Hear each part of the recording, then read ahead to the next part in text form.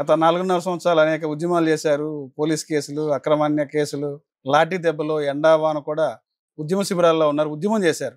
ఎలా ఉందిప్పుడు? ఇప్పుడైతే చాలా హ్యాపీగా ఉందండి. మేమైతే ఊహించలేదు ఉద్యమంలోకి వచ్చిన తర్వాత అసలు అన్నేళ్ళు కూర్చుంటామని కూడా.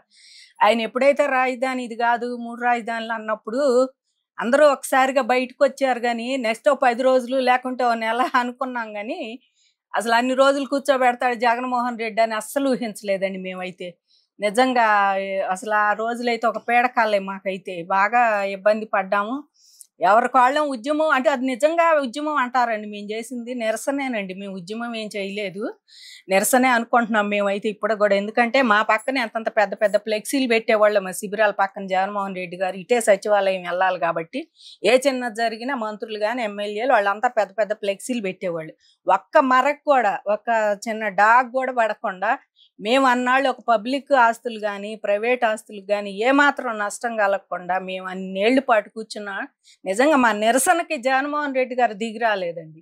ఆయన అధికారం కోల్పోయిన తర్వాతే మా నిరసన ఆగింది కానీ ఆయన అధికారంలో ఉండన్నాళ్ళు అసలు ఒక్క రోజు కూడా మమ్మల్ని పలకరించిన పాపాను వాళ్ళ అధికారులు కానీ ఆయన కానీ వచ్చి ఏంటమ్మా కూర్చున్నారు ఇన్ని రోజుల పాటు రోడ్ల మీద అని చెప్పి అడిగిన వాళ్ళు లేరు. మంత్రులు కానీ అసలు ఎవ్వరు అటు నుంచో అధికార పార్టీలో ఉన్న ఏ ఒక్కరు కూడా మా దగ్గరకు రాలేదండి. అసలు ఎవ్వరు కూడా రాలేదు. కనీసం మరి ఆ రోజు ఇల్లు తిరిగి మా చేత మీకు సిఆర్డిఏ చట్టం పెడుతున్నాం మేము అది చేస్తున్నాం ఇది చేస్తున్నాం. అప్పుడు కలెక్టర్లు కూడా ఇల్లు తిరిగారు. మరి వాళ్ళు కూడా ఏంటి ఇలా కూర్చున్నారు ఎందుకు ఇది అంతా మరి వాళ్ళు చేసిన చట్టాలు ఆ రోజు అందరూ ఒప్పుకున్నారు కదండి. ఇదేనా మీ చట్టం చేసాం మీ భూములు ఇచ్చాను మమ్మల్ని అందరిని ఒప్పించారు.